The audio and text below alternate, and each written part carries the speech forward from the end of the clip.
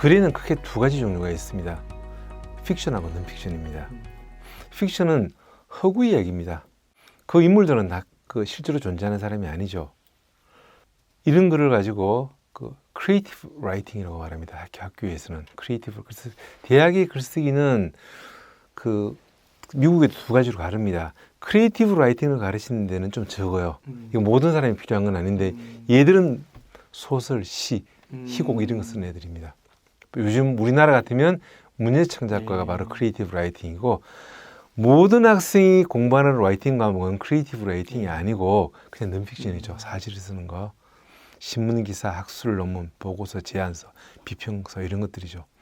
자, 논픽션 중에서 두 가지 조건을 가지고 있는 글을 가지고 에세이라고 말합니다. 그러니까 에세이는 일단 픽션과 논픽션 중에서 논픽션입니다. 그 중에서 하나는 서론, 본론, 결론의 3부 구조를 갖추고 있어야만 합니다.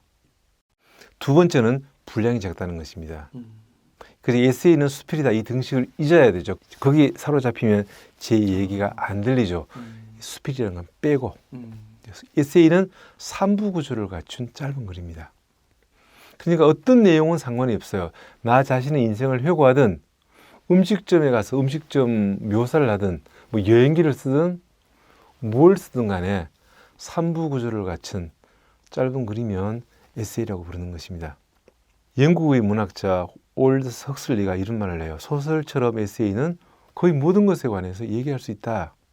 다만 에세이가 소설보다 모자라는 점은 좀 분량이 짧은 것이다 이렇게 말했는데, 이제 이게 현대에서는 해결됐습니다. 에세이가 이 에세이 안에 설명, 논증, 서사, 묘사 이걸 다 통합했던 크리에이티브 논픽션을 개발해내므로서 단행본을 쓸 수 있게 됐다는 거죠. 그래서 소설보다 크리에이티브 논픽션이 모자란 점이 하나도 없게 된 것입니다. 이제 에세이로 쓸 수 없는 글이 이제 아무것도 없게 됐습니다. 이제는 사실은 에세이는 논픽션에서 출발하지만 픽션까지 쓸 수 있게 됐다는 거죠. 이제는 픽션의 기법을 이제 갖고 다 있는 썼으니까. 거죠. 네, 그렇습니다. 다만 등장인물이 실존 인물이라는 점뿐입니다. 이제 저도 영화를 하나 보니까 남아프리카의 흑인 만델라, 그분들 영화를 보니까 뭐 너무 감동적이죠. 다큐멘터리로 쭉 나왔는데 말이죠. 그 기법을 요즘 새로 만든다면 다르게 쓸 것입니다. 이 소설의 기법, 연극의 기법을 쓰면 훨씬 더 재밌게 만들 수 있을 것 같다는 생각이 들었어요. 그때 제 영화를 보고 이거는 그냥 다큐멘터리를 만들었구나 이렇게 생각했는데 이제 이것도 만들 수 있다는 거죠. 다만 다른 점은 실존 인물이라는 점만 다를 뿐이지 소설처럼 재미있게 만들어낼 수가 있습니다. 그 헉슬리는 에세이의 관점 세 가지를 얘기합니다. 하나는 자전적 관점, 그리고 객관적 관점, 추상적 보편적 관점입니다. 자전적 관점의 에세이들은 자기가 자기의 인생을 바라봅니다. 즉 자기의 인생, 자기의 삶에 대해서 글을 씁니다.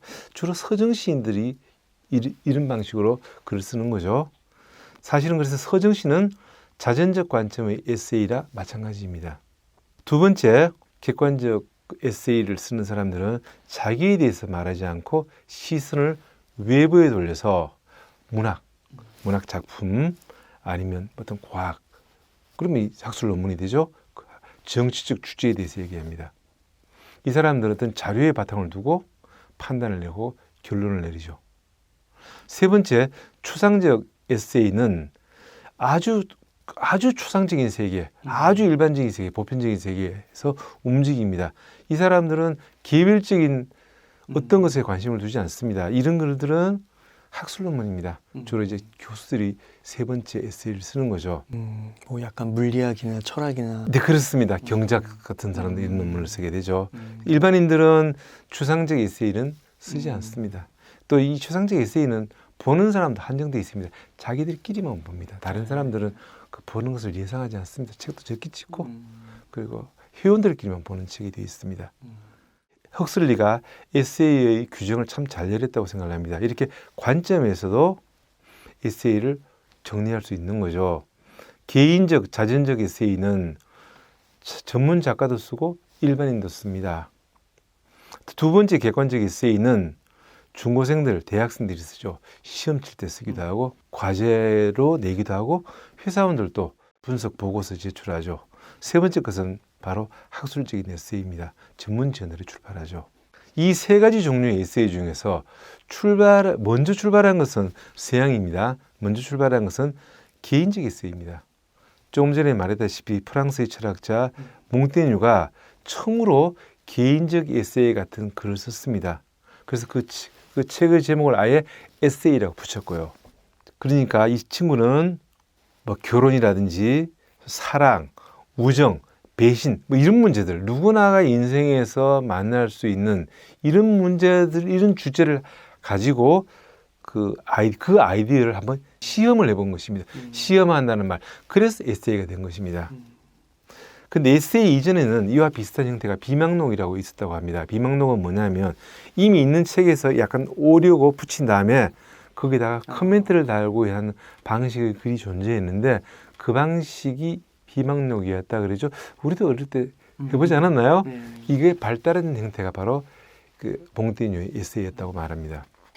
그런데 일본에서는 사실은 유럽보다도 먼저 몽테뉴의 에세이 같은 것이 사실 먼저 발달했습니다. 몇 세기 전부터.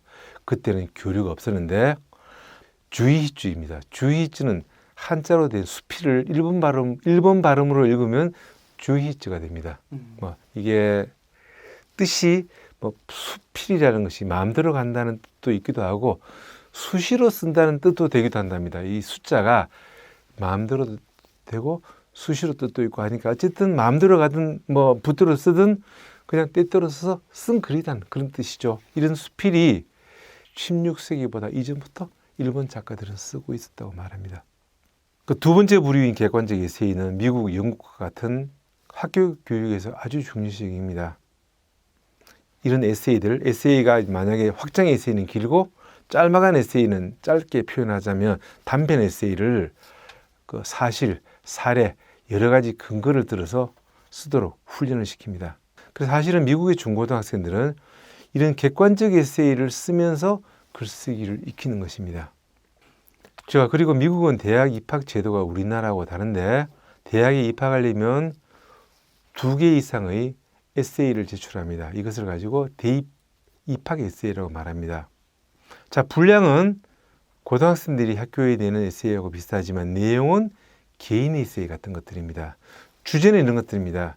당신의 인생에서 어떤 사건이 가장 힘들었고 어떻게 너는 그것을 극복했느냐, 이것이 문제입니다. 이 문제를 가지고 글을 써서 내는 것입니다. 이게 참고사항이 아니라 입학을 결정하는 중요한 요소입니다. 이것을 채점한다는 것입니다. 2개 이상의 글을 제출해야만 합니다. 고등학생들은. 그래서 미국의 수능 시험은 SAT라고 그러는데 SAT가 2,400점, 어떨 땐 1,800점 만점인데 그 만점을 맞고도 인류대학에 떨어진 애들이 많습니다. 왜냐?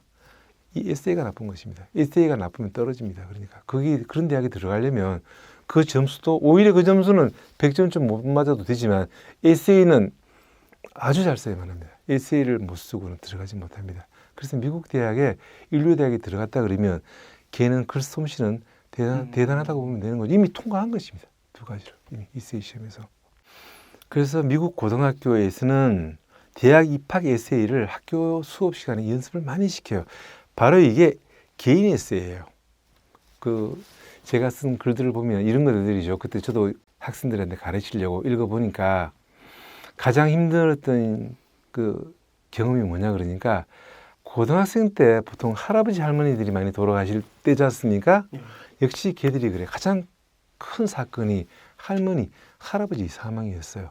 그때 자기를 사랑해줬던, 아껴줬던 할머니, 할아버지가 돌아가셨을 때 그때 그 슬픔과 어떤 방식으로 그 사건을 내가 이겨내고 극복했는지 그런 과정들을 많이 썼는데 어린 나이 애들이 어떻게 글을 잘 쓰냐. 나는 이렇게 못 쓰겠다 그런 생각이 들더라고요. 너무 잘 쓰는 글들을 제가 많이 봤습니다. 아주 잘 써서. 그리고 또 어떤 학생은 학교에서 발표회 같은 거 할 때 모델 경연대회 같은 것을 했을 때 자기가 이제 남학생이었는데 모델 경연대회에서 입상을 했다는 거죠. 입상을 하는 때 입상을 하고 너무나 기쁘고 뭐 열심히 했다 이런 내용만 썼으면 감동이 없을 텐데 그 글에 이게 나와요. 41번 누구하고 다 나가고 상을 받을 때 저 먼 나라에서 일을 하고 있는 어머니 생각이 났다는 거죠. 그 글이 삽입이 되니까 글이 얼마나 빛납니까?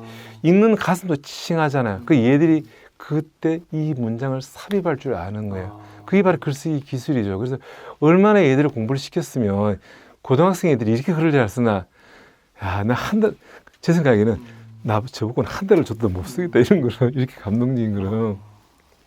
그래서 이런 식의 이것도 대학 입학 에세이입니다. 대학 입학 에세이 했던 것들은 이런 에세이를 쓰고 그 대학에 입학을 합니다. 우리 대학에서는 이제 중간고사 시험 칠 때도 한 3시간쯤 주고 저는 에세이를 하나씩 쓰게 하기도 하죠. 두 번째 부류입니다. 그리고 아까 말했지만 세 번째 부류의 추상적 에세이는 사실 일반인들은 거의 쓰지 않는 것입니다.